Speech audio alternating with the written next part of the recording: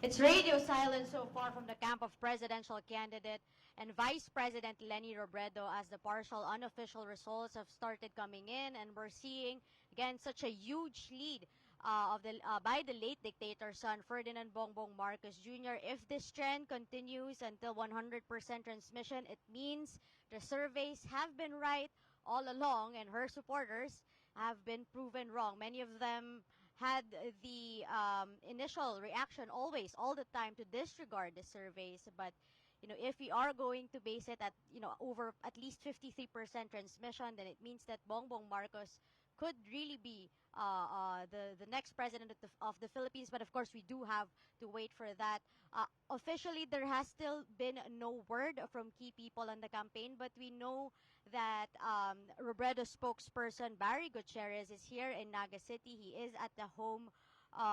Is actually in Magarao town. I correct myself. Magarao is where VP Leni resides now, and we know that Barry Gutierrez is there along with other members of her staff and her family, and we're still waiting for any updates.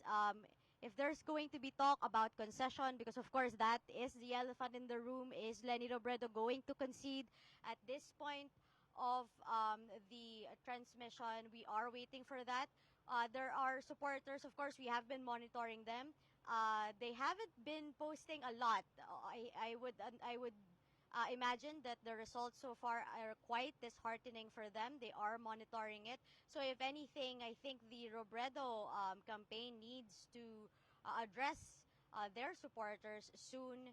And they will definitely take their cue from Vice President Leni Robredo. But I think it's important for me to highlight that this morning, VP Leni is at peace. She said that she knows that she has done what has been, physically possible in the past 90-day campaign period. We know that she has been working very, very hard on the campaign trail, and she's content. And she was calm and composed when we met her earlier today, and she knew she had done everything that she could. She knew that her supporters have done everything that they could, and I think she takes particular pride in the fact that the Robredo campaign was won on a manner that they can be proud of. So she's saying wala silang ginawa na hindi maganda. That was the verbatim quote of the Vice President earlier this morning. We are here at the media center that her campaign team have set up for the media following her. So far, we haven't seen any any key people from the campaign meeting us, giving us an update. So we're still waiting for that. Bea? Yeah.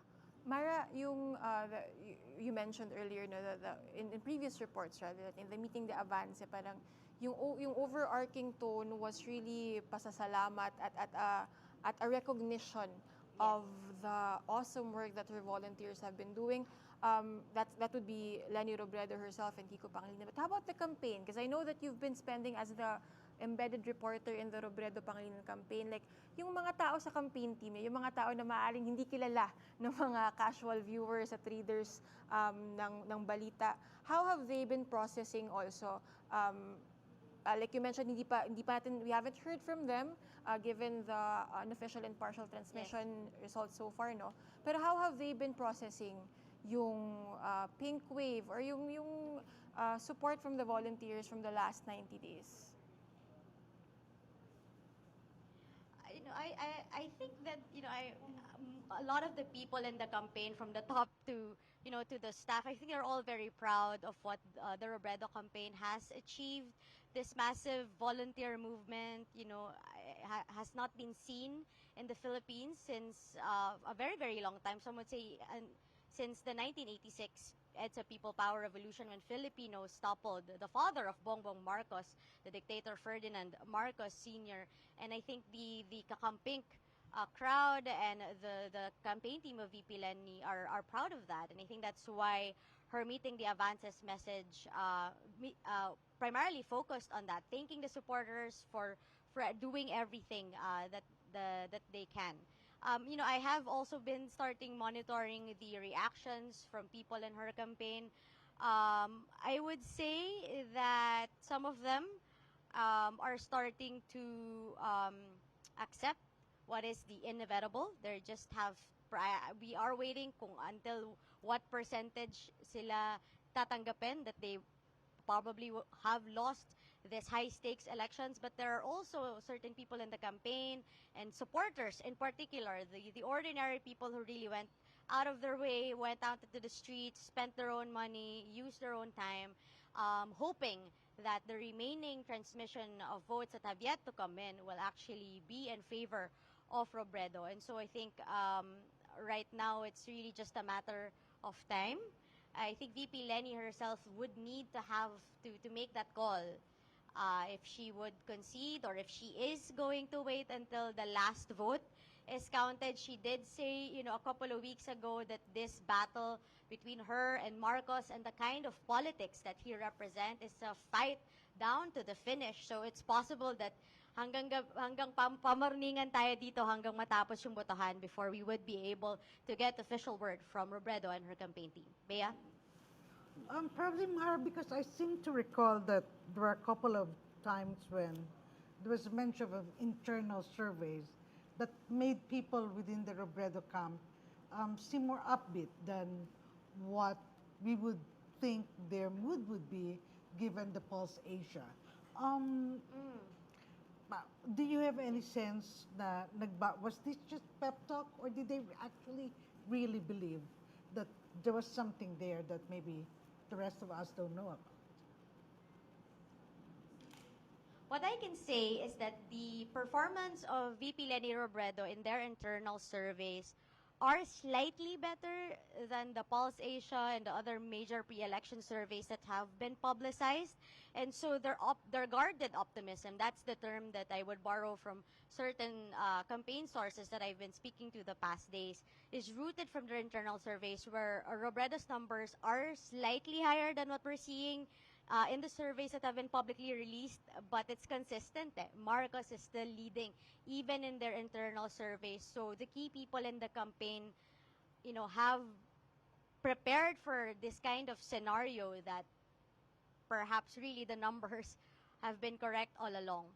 So, just one more follow-up question with you, because you're the one who's, andyan ka talaga. You're immersed in that campaign.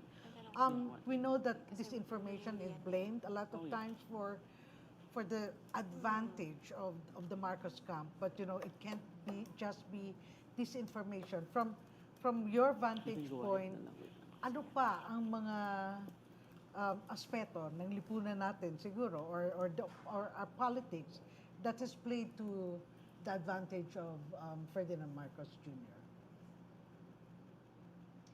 I think the Filipino people, as a nation, we are such a forgiving, forgetful nation. We often tend to give in to nostalgia.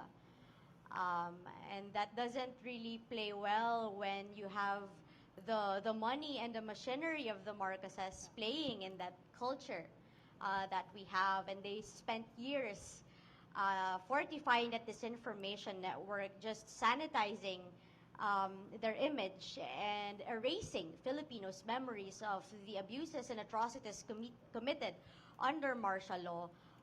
If anything, what hurt the Robredo campaign isn't that she was attacked.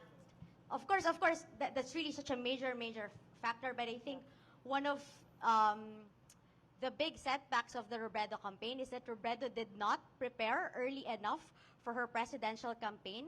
And she did have an interview with our Rappler CEO and Nobel Peace Prize winner Maria Ressa, where she said that she regrets not having acted early enough in rallying the people against that massive disinformation network of the Marcoses. She says part of her actually blames herself that she did not do enough. But see, that's the irony with Lenny Robredo. A lot of her supporters would argue that the reason why she is qualified to become the next president of the Philippines is because she didn't have any ambition of power. She didn't have, she's not attracted to the trappings of power.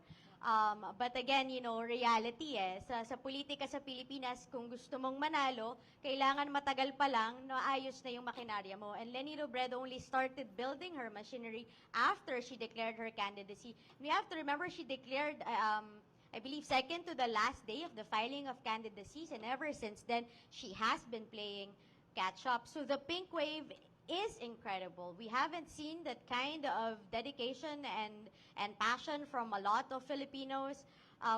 There are a lot of first-time voters. There are people who haven't been joining political rallies, who started going to multiple rallies of the Robredo campaign, and that's admirable. But the problem is it just didn't start on time. And if Robredo loses, then it's because she didn't have enough time. Yeah. Parang kumbaga nga, no, parang what endeared her to her supporters also in a way politically was a huge disadvantage to her. Yeah. Again, we have Mara reporting live from Naga, from the media center.